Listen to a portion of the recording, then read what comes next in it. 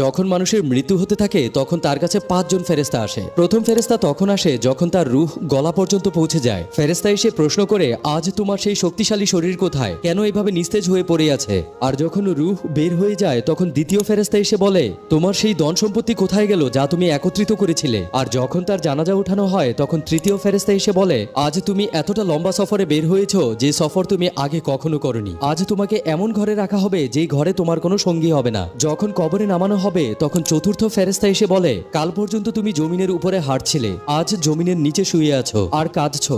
কাল পর্যন্ত সবাই তোমার সঙ্গী ছিল, আজ তুমি একা। আর যখন কবরে মাটি চাপা দেওয়ার পর সবাই চলে যায় তখন পঞ্চম ফেরেশতা এসে বলে, তোমার সব আপনজন তোমাকে ছেড়ে চলে যাচ্ছে, যদি তারা তোমার জন্য থেকেও যায় তাহলেও তোমার কোনো সুবিধা হবে না। আজ তুমি জান্নাতের সুসংবাদ পাবে আর নয়তো জাহান্নামের ভয়ঙ্কর আযাব। ইয়া আল্লাহ, আমাদেরকে ঈমানের সহিত মৃত্যুবরণ করার তৌফিক দান করুন। তাই কমেন্টে অবশ্যই আমিন লিখুন।